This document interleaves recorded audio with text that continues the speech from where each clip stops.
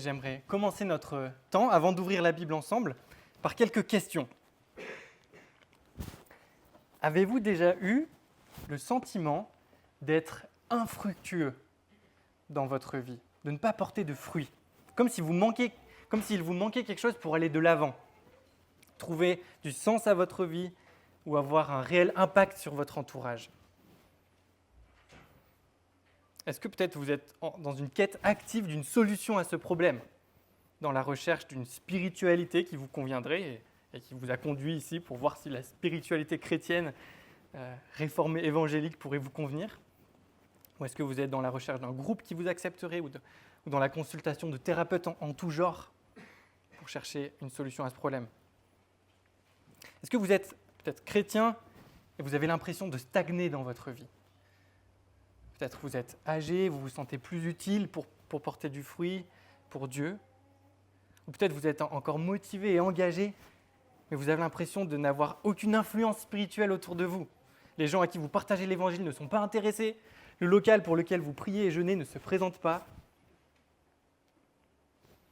Ou peut-être vous expérimentez le mécontentement et vous ne comprenez pas comment porter du fruit dans cette situation.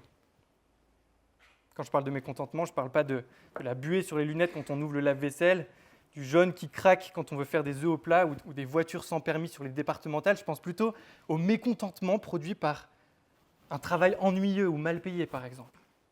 Le célibat à un âge avancé, à un âge où ça devient dur à vivre. L'impossibilité d'avoir des enfants, un mariage malheureux, un handicap physique, une santé fragile. Ces choses peuvent nous voler notre joie, n'est-ce pas? Mais elles peuvent aussi nous empêcher de voir comment on peut servir Dieu tant que ces choses sont présentes. Et on se dit, je pourrai être utile que quand cette épreuve sera finie. Sachez que si l'une ou plusieurs de ces questions vous préoccupent ce matin, vous avez bien fait de venir parce que le texte qu'on va lire nous donne des réponses à ces questions.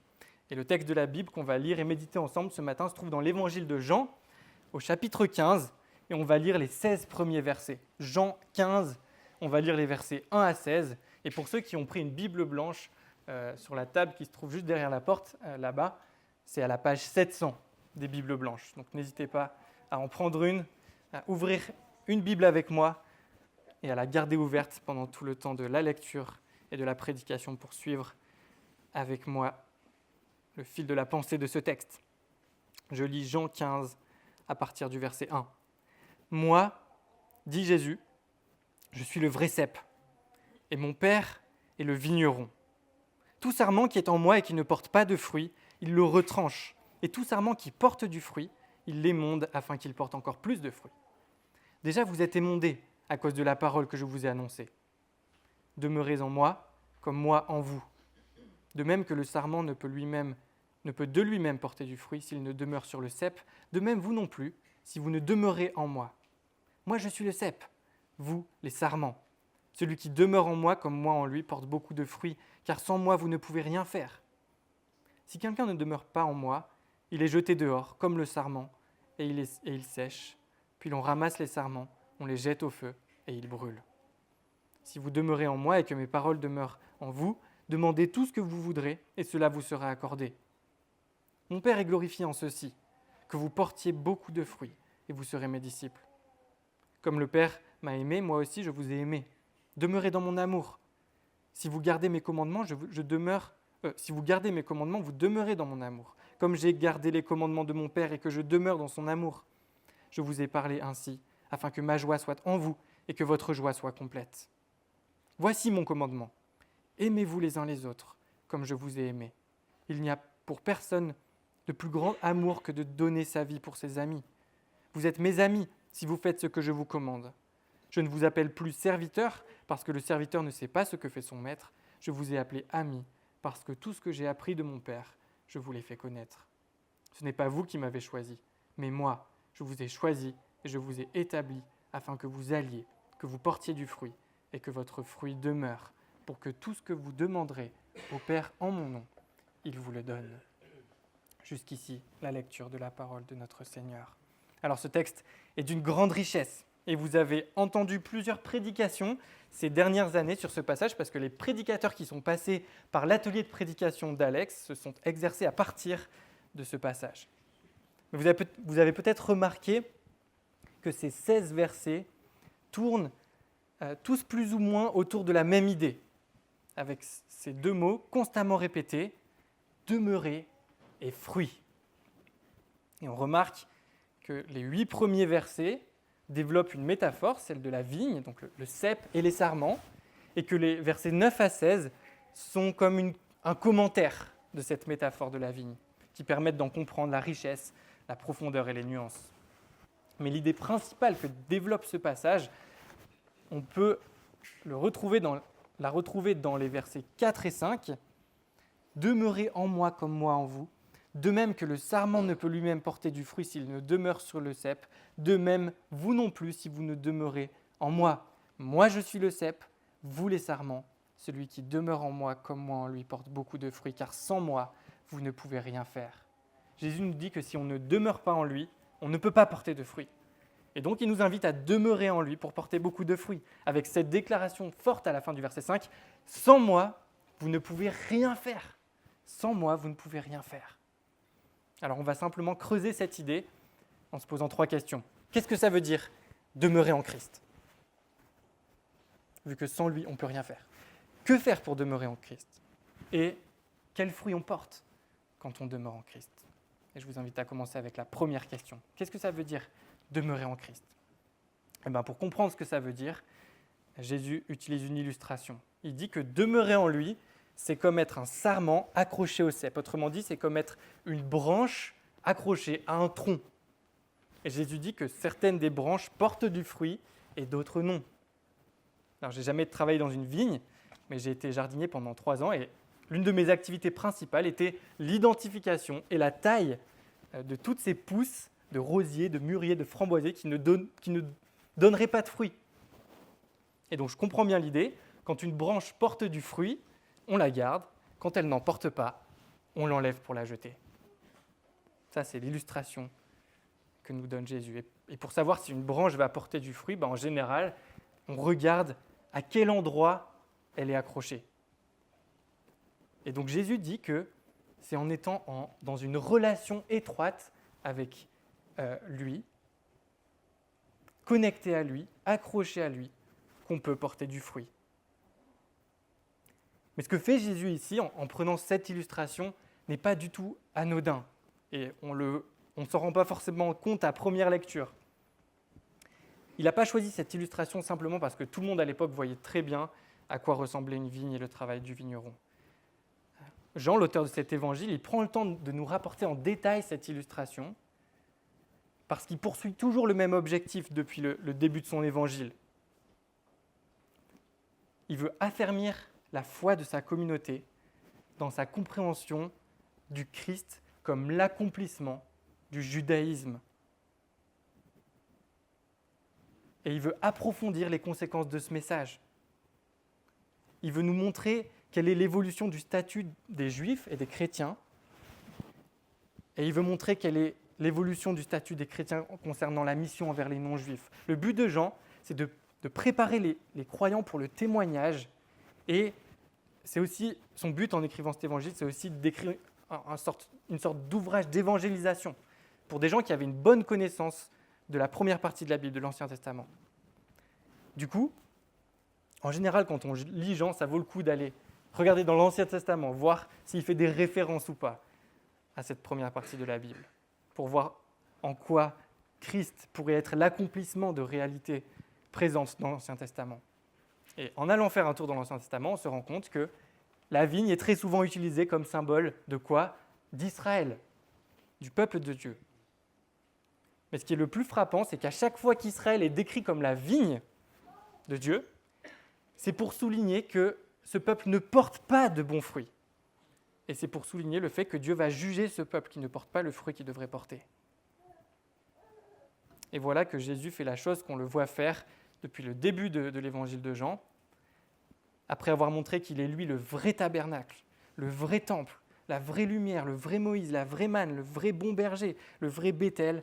Il montre maintenant qu'il est le vrai cep, la vraie vigne. Ça veut dire quoi? Ça veut dire le vrai peuple de Dieu. Comment est-ce possible? Comment est-ce possible de faire une telle déclaration? Imaginez que quelqu'un dise « La République, c'est moi ». On serait offusqué, n'est-ce pas, par qu'une personne se permette de dire une chose pareille. Alors que quelqu'un dise « Le vrai peuple de Dieu, c'est moi ». Le digne représentant du peuple de l'Alliance, c'est moi. Ça devrait nous surprendre, d'autant plus, n'est-ce pas? Ça dépend de qui le dit. Or, la Bible nous dit que Jésus, et je résume ce qu'elle dit à partir de notre confession de foi, la confession de foi de Westminster, la Bible nous dit de Jésus qu'il a plu à Dieu, dans son dessein éternel, de le choisir et de l'établir comme le Seigneur Jésus, son Fils unique engendré, et comme le médiateur entre lui et l'homme, comme le prophète, comme le prêtre, comme le roi. Il est la tête et le sauveur de son Église. Il est héritier sur toute chose. Il est juge du monde, auquel de toute éternité il a donné un peuple qui soit sa descendance, et qu'en tout temps, il a voulu, et qu'en temps voulu, il rachètera, appellera, justifiera, sanctifiera et glorifiera. Par sa parfaite obéissance et par son sacrifice offert à Dieu une fois pour toutes par l'Esprit éternel, et on s'en est souvenu tout à l'heure avec Stéphane et avec les chants qu'on a chantés, le Seigneur Jésus a pleinement satisfait la justice de son Père. Il a acquis pour tous ceux que le Père lui a donnés, non seulement la réconciliation, mais un héritage éternel dans le royaume des cieux. Et je lis quelques versets encore pour compléter ce que je viens de lire en Colossiens 1, verset 15. Jésus est l'image du Dieu invisible, le premier-né de toute la création. Car en lui, tout a été créé dans les cieux et sur la terre, ce qui est visible, ce qui est invisible, trône, souveraineté, principauté, pouvoir, tout a été créé par lui et pour lui. Il était avant toute chose et tout subsiste en lui. Il est la tête du corps, de l'Église. Il est le commencement, le premier-né d'entre les morts, afin d'être en tout le premier. Car il a plu à Dieu de faire habiter en lui toute plénitude et de tout réconcilier avec lui-même, aussi bien ce qui est sur la terre que ce qui est dans les cieux, en faisant la paix par lui, par le sang de la croix. Et vous qui étiez autrefois étrangers et ennemis par vos pensées et par vos œuvres mauvaises, il vous a maintenant réconciliés par la mort dans le corps de sa chair, pour vous faire paraître devant lui saint, sans défaut, sans reproche, si vraiment vous demeurez dans la foi fondée et établie pour ne pas être emportés loin de l'espérance de l'Évangile que vous avez entendu, qui a été prêché à toute créature sous le ciel, et dont moi, Paul, je suis devenu le serviteur. Voilà pourquoi Jésus peut se dire le véritable peuple de Dieu. Il est celui qui mérite amplement ce titre. Et cette déclaration a une grande implication. En disant cela, Jésus dit que si on veut faire partie du peuple choisi et béni par Dieu, si on veut être en relation avec Dieu, si on veut recevoir son salut, eh bien on doit cultiver une relation vivante et vitale avec Jésus. On doit être en Jésus, puisque c'est lui le véritable peuple de Dieu. Et j'aimerais juste faire une pause ici pour décrire un peu à quoi ressemble cette relation avec Jésus, cette relation vivante et vitale. Parce que si on met l'accent sur le fait que le christianisme n'est pas une religion, mais une relation, que ce n'est pas des commandements, mais une amitié avec Jésus, on dit quelque chose qui peut sonner très spirituel, n'est-ce pas? Et vous l'avez peut-être déjà entendu ou dit. Et dans un certain sens, c'est vrai. Mais quand on creuse un peu à quoi ressemble être en relation avec Jésus dans ce passage, qu'est-ce qu'on voit? Eh bien, que ceux qui demeurent en Jésus, ce sont ceux qui ont ses paroles en eux, verset 7. On voit que ce sont ceux qui gardent ses commandements, verset 10. Et on voit que ce sont ceux qui aiment les autres disciples, verset 12 par exemple. Et regardez le verset 14. Vous êtes mes amis si vous faites ce que je vous commande. On voit ici que l'obéissance ne fait pas de nous les amis de Jésus, mais c'est une des caractéristiques principales des amis de Jésus. Donc oui, le christianisme n'est pas une religion comme beaucoup d'autres parce que notre obéissance ne fait pas de nous des chrétiens. mais c'en est la caractéristique. Ce qui fait de nous des chrétiens, c'est quoi? C'est de croire que Jésus a donné sa vie pour nous. Et en retour, la caractéristique de ceux qui croient cela, c'est effectivement l'obéissance à ses commandements. Un pasteur qui s'appelle Kevin DeYoung a dit ceci: « Ça sonne très spirituel de dire que Dieu est intéressé par une relation et non par des règles de conduite. Mais ça n'est pas biblique puisque d'un bout à l'autre, la Bible est remplie de commandements. Leur intention n'est pas d'étouffer la relation avec Dieu, mais de la protéger, de la sceller et de la définir. Dans le mariage, la fidélité sexuelle ne détruit pas la relation, mais la préserve et la renforce. De la même façon, les commandements de Dieu sont donnés comme moyen de grâce afin que nous grandissions en sainteté et que nous manifestions notre amour pour lui. Dieu a fait avec nous une alliance, un peu comme l'alliance du mariage. Et cette alliance, elle a été scellée par le sang de Christ qui s'est donné pour nous à la croix. Et tout comme pour demeurer en alliance avec son conjoint, il faut rester fidèle. De la même manière, pour demeurer en alliance avec Dieu, on est appelé à obéir à ses commandements. C'est ça, demeurer en Christ. Uniquement grâce au sang de Christ, nous pouvons être unis à Dieu en alliance. Mais il nous appelle en retour à obéir à ses commandements. Alors maintenant qu'on a vu qu'est-ce que ça veut dire demeurer en Christ, on peut se demander que faire pour demeurer en Christ. Et j'aimerais suggérer que le texte nous présente 4 moyens pour demeurer en Christ, et on va les explorer ensemble. Premier moyen qui nous est rapporté, c'est qu'on ne peut rien faire. Versets 2 et 3. Et on pourrait croire que c'est le plus facile, mais c'est en fait le plus difficile. Pour nous faire porter du fruit et pour qu'on reste attaché à Jésus, Dieu nous émonde. Il nous taille, il nous purifie. Alors, et donc ça, c'est pas nous qui le faisons, c'est pour ça qu'on ne peut rien faire, c'est Dieu qui le fait. Et comment il fait pour faire ça? En fait, il pourvoit simplement à une succession d'événements et de circonstances dans notre vie qui auront pour effet de nous humilier, nous purifier et nous rapprocher de Christ. Bien souvent, et ce n'est pas facile à accepter, mais je suis sûr que vous l'avez déjà constaté, Dieu utilise la souffrance pour nous façonner et pour briser notre tendance vers l'indépendance et vers l'idolâtrie. C'est quoi l'idolâtrie? C'est quoi une idole?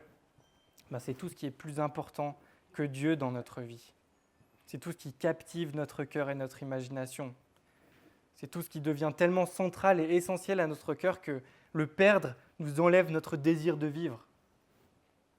Une idole contrôle notre cœur d'une façon telle que nous pouvons lui consacrer la plus grande part de notre passion, de notre énergie, de nos ressources financières et émotionnelles. Ça peut être notre famille, nos enfants, notre carrière, notre réussite financière, notre réputation, l'adulation des autres, une relation romantique, nos compétences, notre talent, la sécurité, les circonstances favorables, notre beauté, notre intelligence, une cause politique ou sociale, notre moralité et même notre succès dans le ministère. Tout ça, ça peut être une idole. C'est tout ce qu'on contemple en disant dans notre cœur, si seulement je l'avais, ma vie aurait un sens. Je saurais que je vaux quelque chose et je me sentirais important et en sécurité quand j'aurai cette chose. Moi, je pense que j'ai pendant longtemps eu comme idole les sports de montagne. Et Dieu s'est servi de la souffrance pour m'émonder. Et depuis, je me sens plus libre. J'ai le sentiment d'arriver mieux à le servir, à porter davantage de fruits pour lui par sa grâce. Donc ça, c'est la première chose qu'on peut pas faire en fait pour demeurer en Christ, mais que Dieu fait pour nous. La deuxième chose, c'est prier. Ce sont les versets 7 et 16 qui parlent de la prière. Et ces versets nous montrent que lorsque nous sommes vraiment attachés à la parole de Christ, nos prières sont efficaces puisque ce qu'on demande sera conforme à la volonté de Dieu. On va faire des prières qui s'alignent avec la volonté de Dieu. Prier, c'est donc un excellent moyen de demeurer en Christ, de porter du fruit pour lui. Et on ne regrettera jamais le temps qu'on aura passé dans la prière. Un auteur a dit « Je doute fort qu'il y ait déjà eu un chrétien qui, sur son lit de mort, a partagé « Vous savez quoi ? Je suis content de ne pas avoir passé plus de temps dans la prière. » C'est vrai ? Donc on ne peut rien faire, on peut prier. On peut aussi faire demeurer la parole de Christ en nous. Troisièmement, c'est les versets 3, 7 et 10 par exemple qui nous le montrent. Quand on médite la Bible, quand on lit la Bible régulièrement, on fait demeurer la parole de Dieu en nous, la parole de Christ. Et c'est encore un grand moyen dont on doit se saisir pour demeurer en Christ. Colossiens 3, verset 16 nous dit également que le chant des psaumes et des cantiques sont aussi un moyen de faire demeurer la parole de Christ en nous dans toute sa richesse. Et vous savez probablement qu'on aime bien nommer les sacrements, le baptême et la scène, la parole visible. Quand je veux communiquer à ma femme que je l'aime, je peux lui dire « je t'aime », c'est une parole. Mais si je lui fais un bisou ou un câlin en même temps, c'est une parole visible. C'est un moyen de témoigner ce qu'il y a au fond de ma pensée. C'est des « je t'aime » visibles. Et quand on reçoit le sacrement, le baptême ou la scène, Dieu nous donne un moyen visible, de la même manière, de dire exactement les mêmes promesses que celles qu'il a données dans sa parole. Ce sont ces promesses, mais visibles. Et Calvin va plus loin encore, en disant que les sacrements nous apportent des promesses très claires. Et leur particularité, en plus de la parole, est de les représenter sur le vif comme une peinture. Et il ajoute que par les sacrements, Dieu nous atteste sa volonté bonne et son amour de façon plus concrète, puisque c'est palpable, que par la parole. Je disais cette semaine que le repas du Seigneur n'est pas seulement le moyen de nous remémorer l'Évangile, c'est aussi un festin spirituel où Christ est présent, à la fois comme l'hôte et le repas. Sa présence n'est pas physique, mais elle est réelle. À cette table, Christ nous nourrit, il renouvelle nos forces et il nous rappelle son amour pour nous. On ne célèbre pas un Christ absent pendant ce repas, mais on jouit d'une communion avec le Christ vivant. Dieu ne peut pas être plus proche de nous que par Jésus-Christ. Et Jésus-Christ ne peut pas être mieux représenté que par ce sacrement sacré. Vous voyez comment la parole et les sacrements nous aident à demeurer en Christ davantage, à faire demeurer sa parole en nous. Et enfin, quatrièmement, Jésus nous invite à vivre la communion fraternelle pour demeurer en lui. Versets 12 et 13, par exemple. Et ça, c'est ce qu'on vit dans le cadre de l'Église. C'est dans le cadre de l'Église qu'on peut s'aimer les uns les autres, comme Christ nous a aimés, qu'on peut se donner pour les autres. L'Église n'est pas une classe de théologie. Elle ressemble plutôt à un centre de conversion, de confession, de repentance, de réconciliation, de pardon et de sanctification, où des gens imparfaits placent leur confiance en Jésus et apprennent à lui obéir, à le suivre et à demeurer attachés à lui, à s'aimer les uns les autres, pour nous aider à rester attachés à Jésus.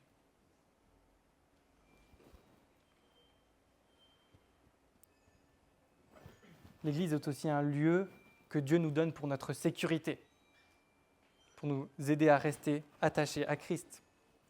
Pourquoi ? Parce que être détaché de l'Église locale, pour quelque raison que ce soit, est un mode de vie dangereux. On est comme des brebis isolées quand on est détaché de l'Église locale. On est loin de la sécurité assurée par le troupeau. On est loin des soins attentifs du berger. On est à la merci des prédateurs de toutes sortes. Voilà pourquoi il nous faut fermement nous attacher à l'Église. C'est le corps de Christ et c'est la manière dont on témoigne qu'on est attaché à Christ. C'est en s'attachant à son corps. Et c'est aussi un très bon moyen d'aider nos enfants à s'attacher à Christ, de vivre la communion fraternelle dans l'Église. Un pasteur qui s'appelle Kevin DeYoung fait cette remarque. En plus d'une dizaine d'années dans le ministère pastoral, je n'ai jamais rencontré de chrétiens qui étaient en meilleure santé plus matures et plus actifs dans le ministère en étant séparés de l'Église. Cela dit, le contraire est tout aussi vrai. Les chrétiens les plus faibles sont ceux qui connectent le moins avec le corps. Moins vous vous impliquez, moins vous serez en communion avec les autres. Celui qui tente d'adhérer au christianisme sans l'Église se tire une balle dans le pied, tire une balle dans la jambe de ses enfants et tire une balle dans le cœur de ses petits-enfants. Nous sommes encouragés à nous aimer les uns les autres dans le cadre de l'Église. Alors du coup, comment on fait pour demeurer en Christ ? On ne fait rien. Dieu agit. On prie, on s'attache à la Bible et au sacrement, et on vit la communion fraternelle. Les applications monotones et démodées qu'on entend dimanche après dimanche, n'est-ce pas ? Mais il se trouve, et ce texte en est la preuve, que la façon d'approfondir notre relation avec Jésus est effectivement de prier, de lire la Bible, de fréquenter une église où on reçoit de bons enseignements et où on peut vivre la communion fraternelle, où on peut recevoir le baptême et la scène. Et ça ne plaît peut-être pas à certains qui aimeraient un peu plus d'originalité et d'extraordinaire. Mais si on veut ressembler à Jésus, demeurer en lui et porter du fruit, on doit le faire à sa façon, à l'aide des canaux de grâce qu'il met à notre disposition. Et ça veut dire que le seul moyen d'atteindre une sainteté extraordinaire, si vous voulez l'extraordinaire, c'est là qu'on peut peut-être le trouver, c'est en empruntant un chemin ordinaire. Et pour ceux qui doutent, je vous encourage à essayer. Ça marche vraiment. Ça nous aide à porter du fruit. Et je peux témoigner que sans l'émondage de Dieu, sans la prière, sans la parole, sans les sacrements, sans la communion fraternelle, je ne sais pas du tout à quoi ressemblerait ma vie. Quand je vois à quel point ces moyens de grâce sont formateurs et utiles pour moi, à quel point ils m'aident à rester attaché à Christ, tant je constate que je suis faible. Et je rends grâce à Dieu de nous en faire bénéficier si généreusement. Je descendais de Brindal, là où nous habitons, à Lyon, il y a quelques semaines, et je suis tombé sur un panneau publicitaire vers la Mulatière pour du fromage frais Monoprix à seulement 69 centimes la boîte. Et la pub disait « À ce prix-là, allez-y à la grosse cuillère ». C'est pareil, les amis, pour les moyens de grâce. C'est simple et ordinaire, tout le temps accessible. Alors à ce prix-là, allons-y à la grosse cuillère, ne nous en privons pas. Et pour ceux qui attendaient de voir le lien entre le texte et le titre de la prédication, le suspense est fini. C'est de cette façon que notre vie portera du fruit en abondance. Mais c'est quoi le fruit dont on parle depuis le début ? C'est quoi le fruit qu'on porte quand on demeure attaché à Christ ? C'est notre dernière partie.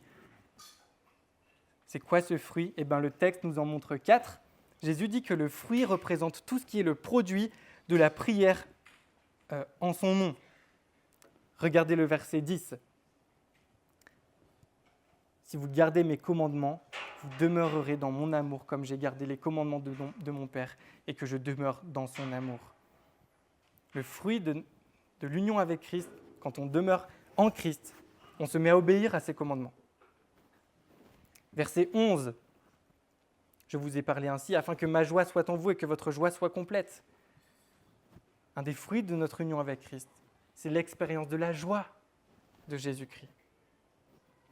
Regardez encore verset 12. Un des fruits de notre attachement à Christ, c'est l'amour mutuel. On se met à s'aimer. Et regardez encore verset 16.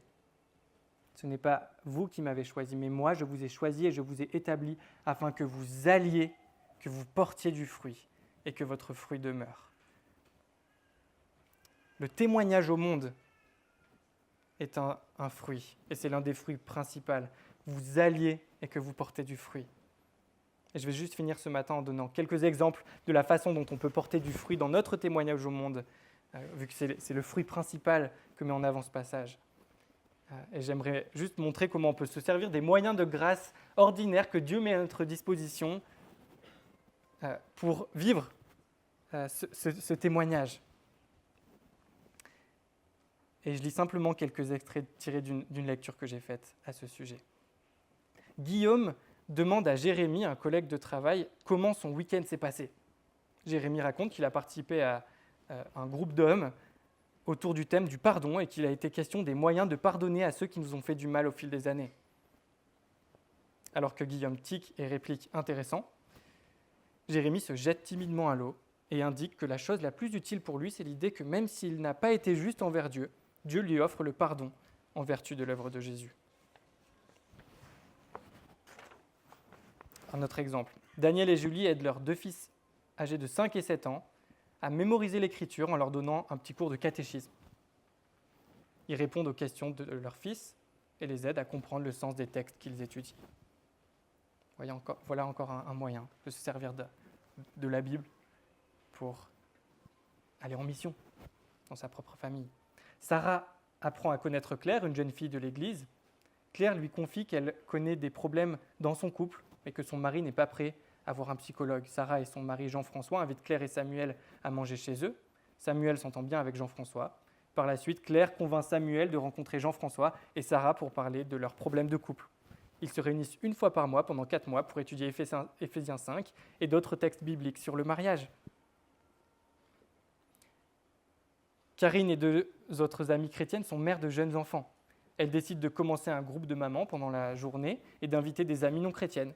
Pendant environ 1 an, le groupe grandit et finit par compter autant de chrétiennes que de non-chrétiennes. Leurs conversions sont ouvertes et libres. Elles portent sur des questions spirituelles, sociales, conjugales, parentales, personnelles. Et au fil du temps, plusieurs mères non chrétiennes commencent à venir à l'église avec les mères chrétiennes et franchissent le pas de la foi. Dernier exemple, Jean accompagne sa femme à l'église, mais il n'est pas sûr de ce qu'il croit et ne sait pas quelle est sa position en matière de foi. Le pasteur le présente à Thomas, un membre engagé dans l'église qui commence à rencontrer Jean occasionnellement pour lire avec lui un livre sur les fondements du christianisme et en discuter. Après 2 rencontres, Jean accepte d'étudier l'évangile de Marc avec Thomas une fois tous les 2 ou 3 semaines. Vous voyez comment ça peut se traduire le fait de vivre la mission de manière naturelle, relationnelle, mais proactive et en utilisant ces moyens de grâce ordinaires que Dieu met à notre disposition.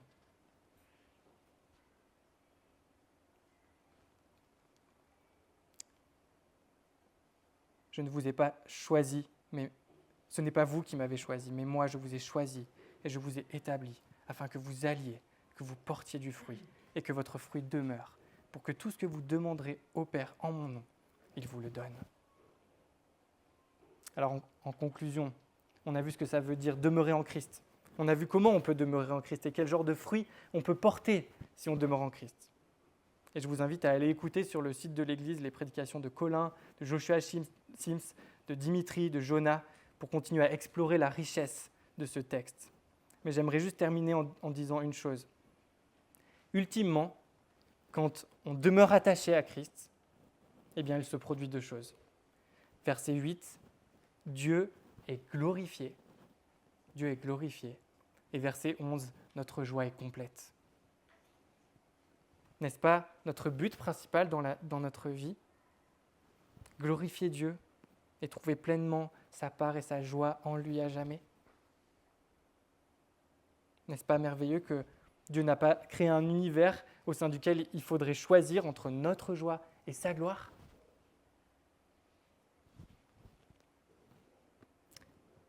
On va prier pour terminer.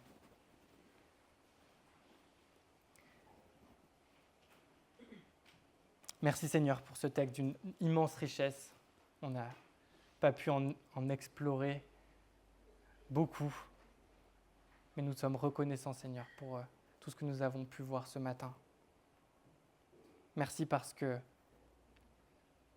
l'obéissance à tes commandements ne fait pas de nous tes amis, tes enfants. Ce qui fait de nous tes enfants, c'est parce que toi, tu as donné ta vie pour nous. Mais Seigneur, tu nous appelles à manifester comme caractéristique principale de tes disciples le fait d'obéir à tes commandements, de faire demeurer ta parole en nous, de nous aimer les uns les autres. Et nous te demandons, Seigneur, ton aide pour cela.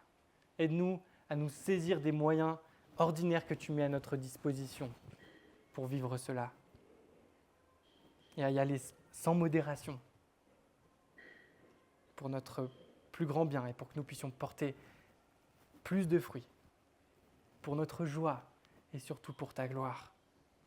Seigneur, nous avons vu dans ce texte que ce n'est pas nous qui t'avons choisi, mais c'est toi qui nous choisis et qui nous établis pour qu'on porte de fruits. Merci pour cette merveilleuse réalité qui nous aide à rester humbles. On ne peut pas être orgueilleux par rapport à notre manière de marcher devant toi, Seigneur, parce qu'on dépend entièrement de toi. Sans toi, nous ne pouvons rien faire. Mais nous avons vu aussi dans ce texte que les sarments qui ne portent pas de fruits, tu les coupes et tu les jettes au feu. Il y a la réalité d'un jugement pour ceux qui ne sont pas attachés à toi, qui ne restent pas attachés à toi. Et nous te demandons, Seigneur, de nous aider à rester attachés à toi, à demeurer en toi et à passer par la repentance et la foi si on se rend compte qu'on est loin devant la réalité de ce jugement qui nous attend, Seigneur. Viens à notre aide, viens à notre secours également pour aller dans le monde et porter du fruit dans la manière dont on vit nos relations, de manière naturelle, en utilisant ta parole, ces moyens de grâce que tu mets à notre disposition, pour porter du fruit dans la mission que tu nous appelles, que tu appelles ton peuple à vivre dans le monde. Viens à notre secours encore, Seigneur, par ton esprit. Amen.